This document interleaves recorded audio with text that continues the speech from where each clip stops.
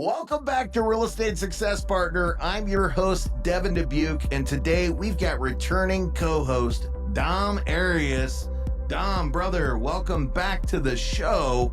And man, here you are again, just bringing the coolest people, man. Who you got today, my brother? That's right. That's right. Today we got a great agent, another one out of Lincoln, Austin Yurth with Bros at Leading Edge Realty Group. Austin, thank you so much for coming on the show, man. And excited to hear what you're about to tell everyone. Well, thank you. I'm glad to be here. Yeah, glad to have you, man. Thanks for taking time out of the schedule. I know we had a quick last minute shift of gears, but glad we were able to accommodate and hear your story, my man. So I heard Lincoln, Nebraska. Is that where you from originally? It is. Yep. Born and raised. Been here for Man, 28 years. So loved it. You're staying. This is where it is. Rooting the business and doing amazing things out there. So did you just hop out of high school and right into real estate, or where'd you get your start, my man? no. So out of high school, I tried to go to college. Didn't really know what I wanted to do. Started taking gen eds. Kind of stopped going to college for a little bit. Got a full-time job. Went back to college a couple times, and then my dad's been an agent for about 36 years. Was his anniversary on April 1st. So 36 years. Grew up in the industry with him a little bit. Yeah. And one day I was coming back from a trip with him, and I said, "Hey, I think I'm going to get my license. And if I don't use it, I don't use it. If I do, great." And that's kind of how I got into it. And here we are, and that's where history begins. Yes. So how'd that look when you first hopped in, man? Were you just all in and ready to rock and roll, or did you kind of tiptoe in and fill out the market before you just, said, this is it, this is where I want to be?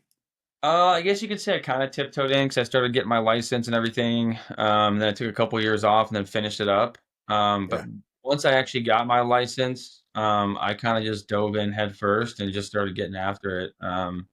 It was kind of the only thing I wanted to do. I wanted to get out of my old job and just find something new, and just kind of met, a little bit of office work, but at the same time getting out and, being able to meet with people and not be stuck at a desk all day. Yeah. Well, you said, wanted to get out of the old job, and sometimes it's inspiring to hear where people started, how they got to where they are. What were you doing before real estate? What was the old job? So before I was in real estate, I worked at Gallup for a little bit, and then I also worked for a vending company out in Waverly called Herrick Services. Basically just restocking vending machines. We also did snow removal, and then I even did a little bit of security system installation and stuff for them. So they kind of were jack of all trades. So yeah. Well, and hard work, right? All those things take effort, right? You can't just sit behind a desk and stock a vending machine, right? Right. Yeah, exactly. Stock cable, right? It doesn't work that way, right? Like, you got to get out there and actually get your hands dirty. So yeah, so you're used to hard work, and you finally say, hey, look, we're finishing this thing up. You get the license. What's that first year look like? Well, my first year, I got my license in April, I believe of 2021. And then, I still worked my old job for a couple months, and then pretty much my first sale was in July. And then after that, I think I closed like 6 or 7 deals in the first 6 months. And then once January hit, my workload got a little bit too heavy. So I decided, hey, I'm just going to go full time. So that's kind of how I got into it full time. And then, just kind of took off from there. It's killer, man. It's killer. Where'd you get your business from in the first year? Mostly online leads, actually. Really? We have a lead team at our brokerage. You gotta, you join, you sign up, be a part of it, do your training. And I would say probably now that was when the market was super hot, so leads were just coming in left and right, and so right. that's where everybody's buying a house. Yeah, you could toss a stone and find a buyer at that point. So, but yeah, so yeah, I got most of my stuff. I'd say probably the first year and a half, I got most of my clients through online leads. Yeah, you came in, you're like, good, this is easy. Yeah, sooner. Right, exactly. Yeah.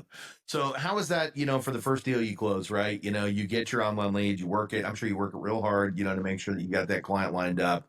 And did you just stumble through that one, or, did you feel like it went really successfully? It went really well. I still stay in touch with them. She actually just had her birthday a couple days ago, so I reached out to her then, and it went all right. I mean, I had my dad there to help me as my mentor, so he was. I would say he probably did 50% of the transaction with me. But he kind of walked me through it, made it go pretty smooth. We had a couple hiccups, not necessarily on my part, but just with some Right. other things. So it went all right though. Yeah. It wasn't too bad. Put it this way, it wasn't so bad that it scared me away from doing anymore. Yeah, yeah. Well, and I think what you're also saying there is that when you're first getting started, it's helpful to have a mentor, right? Oh, Aligning 100%. yourself with somebody that can help walk you through that process. 100%.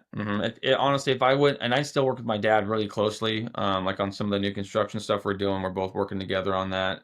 Yeah. Without my dad, and even my team leader, Kim, who's been in the business for, I think, 36 years as well, Yeah.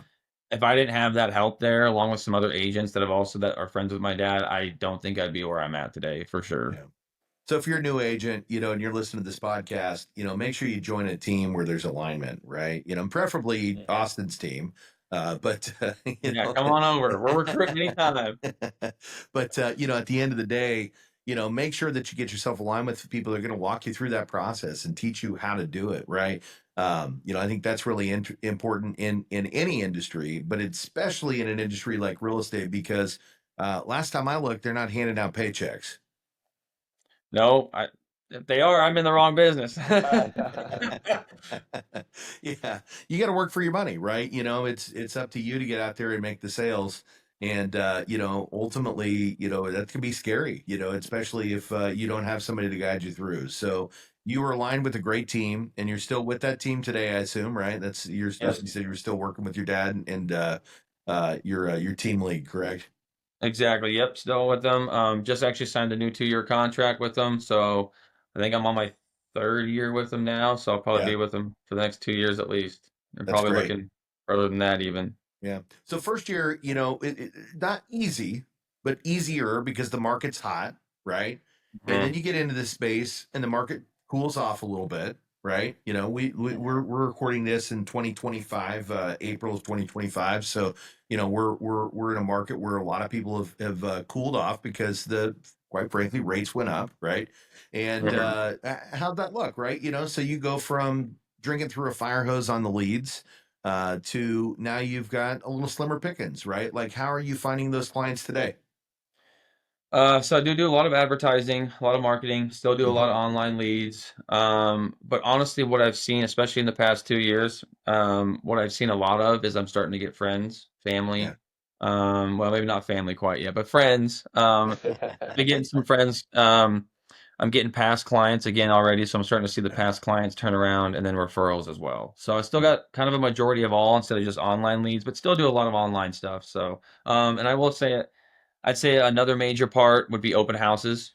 Mhm. Um, that's where I get a lot of people just because for me, me personally, I'm better face to face when I'm in person, can interact with people. I mean, Yeah. I'm okay on the phones too, but when I really get to be in person with people, that's when I really get to kind of show my skill and show my importance and really lay it out the groundwork for people.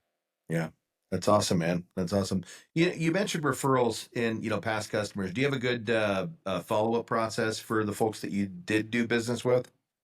I do. Now I could always get a little bit better, but as of right now, I think I do have pretty good process. I do quarterly check-ins, Yeah. monthly market reports, monthly home evaluations, birthdays, and then any anniversaries, anything like that. So, I try to at least touch base with my past clients, at least once a month. Yeah. Well, you're doing it right. We're in coaching programs, and at the end of the day, they've done studies on, how often is too often and how often is not enough, right? And at Mhm. the end of the day, the studies that we found is that, if you're doing it every month, with a phone call and a follow-up versus every quarter, the results are really not any different. And now if you go past a quarter, different result, right? So so a quarter is about right, to touch base with your past but database. And then of course the monthly newsletters, those are great because it's keeping you top of mind. But Mhm. when you do that follow-up call, what's that sound like, right? Is it, hey, you ready to buy another one? No, I definitely know it's not. not. Um, a lot of times, it's just kind of seeing how people are doing, like, if they have kids, see how the kids are doing. Yeah. If I see something on Facebook or see something on social media with someone, maybe I'll reach out based off that topic. Just kind of depends on where they're at, in each Yep. person. And that's why you got to keep notes in your CRM. So when you do follow up with them, you have stuff to touch back on. But that's kind of what I do. Try to stay in tune with what they're doing, or like if they have a birthday, give them a call. Happy birthday. How you doing? Yeah. Hope you have a great day. Maybe even send, like on the 1 year anniversaries, from when they bought, send them a 10, 15, $20 gift card saying, hey, happy anniversary. Very excited. Hope you're creating lasting memories in your home, and make sure it's a handwritten note. Don't type it out. Yep. Yep. Those are all pro tips, man. And I was joking when I said, "Hey, you ready to buy it?" Because we know that's not what it is, man. You're building a relationship, right? And people do business with people they know, like, and trust. And that's how you get them to know you, right? It's making sure that that you're thinking about them. You're picking up the phone. You've got notes. You remember who they are, what they did, and what they're doing in their lives, and sharing the special events like the birthdays with them. I mean, the one thing that people have to realize in this industry is that we're helping people find their home, and Mhm. that's such an important thing because the home is where we spend all of our moments, right? All the good ones, sometimes the bad ones, right? But most of them are great memories, right? This is where we're breaking bread and having well, maybe breaking some beds, I don't know, but breaking bread, spending the holidays, right? Having those special moments, man. And when you've got the right partners that you're doing business with in the beginning, you want to keep in touch with them and let them know that you're there. So, I love that you got a great follow-up sequence. It makes sense. I've seen your production. So, like, of course you do, right? You're doing the right things. You're keeping active. So, what would you say is trending in the Lincoln market right now, right? Like, I'm a borrower out there and I'm considering doing something, but I'm scared, right? What's trending in Lincoln, right? Like, how do I know when the right time to buy is, and more importantly, like, what's happening in the marketplace there? So I would say here in Lincoln, what we still see low inventory. Yep. So it's still a very competitive market out there. Um, I would say trending wise, if you're looking to buy, and everyone's always going to tell you, date the rate, marry the house. Yeah. Um, but I think a lot of what we've seen recently in the market, especially as a buyer, is I think people are becoming more okay with interest rates. It's kind of more of a new norm. Yeah. Um, to be honest, I didn't expect it to be as busy as it has been, especially in the past month. But I think people have kind of gotten over that. Okay, this interest rate's good. It is what it is. Yep. It's gonna be what it's gonna be. We can always refinance. I've seen I've seen other lenders across the city also offer programs, free refi in the first 5 years, Mhm. different kind of loan types. I've seen people get a little bit more creative with their loan types. Some things that you haven't really seen probably in the recent past. You know, like for example, for myself, I'm in the process of buying a house myself too. We're under contract finally on some stuff, and one thing that we were looking at is maybe doing a 203K loan, which is a rehab loan, Mhm. and because we were looking at maybe doing a fixer up or something like that. So, we've seen stuff like that. I've seen other loan programs that kind of have made it easier for people Yep. to kind of maybe get them into the market. Um, what I also have seen is lenders that I work with, they're starting to kind of coach people. And that's really the ones I really work with. Like if someone's Yeah. not ready, hey, this is what you got to do in the next 3 to 6 months and we'll get you Get ready your to buy. mortgage ready. Yeah. Put you on the Right. right plan. Yeah. hmm Yeah. So Well, that's kind of what it's began. I think you're right on the money. First off, with rates, it is a normal market. People don't want to realize that because it's tough, right? It's like, well, wait, they were in the threes, right? They'd never been in the threes. And, I've been in the industry for 23 years. When I first got into the industry, and if you talk about your dad, and how long he's been in the industry, he's seen even Yeah. higher than this. The normal market rates when I got in were at a all-time low, and it was a refinance boom in 2003, and that was, or 2002, sorry, and that was because the rates were at 6.5. That was a refi Mhm. boom, and people were going crazy, right? They're like, oh my gosh, because the rates have been in the eights and nines, right? And 6.5 is a refi boom. So, when you look at rates, in today's marketplace, they actually are normal rates. This is a normal rate market. I think what really kind of pushed people out was we got used to a really low rate, but in addition to that, property values did increase. But guess what? property values increase every single year. A normal growth in any housing market is 5.5% a year, So if you're out there and you're looking at purchasing, you're like, hey, I'm going to wait for the rates to come down. What you're confusing yourself with is that you're also going to have the property of the home that you're looking at buying go up, right? And if on average that's 5.5% per year, that can be a pretty substantial rise if you wait a 2, 3 year period of time. In addition to that, if the rates do go down, what the experts say is that for about a half a point to a point in rate, you would see about 1 million borrowers come back to the market all at the same time. So what ends up happening there is you've got this large population of people that jump in at the exact same time. The home's already appreciated 5.5% per year. So they've already gone up.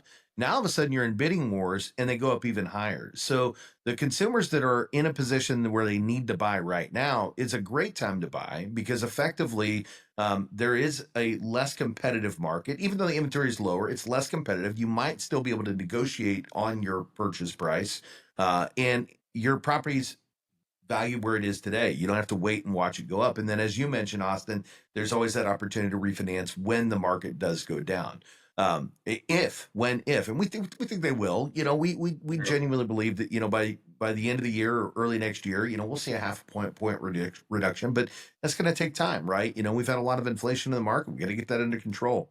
You talk about programs, and I think that's an important one too, because as the market's changed, lenders have had to get very competitive with offering new programs. They're going to encourage clients to buy, right? So you have programs out there like 2-1 buy downs, where you can buy down the interest rate now. You have programs out there like DPAs that will help actually pay for down payment, closing costs, and even buy down the interest rate with some of those programs outside of the standard state funded accounts, right? You've got things for investors like DSCR loans where you don't look at a debt to income ratio, right? Bank statement loans for individuals out there that are self-employed that need to be, there's bridge transactions. So you don't have to sell your property first and you can present your offer, without a contingency. So, there's so many different things that are out there for the consumer. So if you're a borrower and, you're listening to Austin, today and you're going, man, I've been a little bit scared, make the phone call. Like Austin said, you need to make sure that you're mortgage ready when the timing is right for you. And whether that's right now, and it very well may be, or whether that's 6 months from now or a year from now, you want to start talking to your professionals today because Austin, I have a pretty strong suspicion. Do you know the inventory on your market? Yeah, I think it's around 5 to 600 on the market, and that's all price ranges, new Mhm. construction, pre-existing condos, single families, townhomes.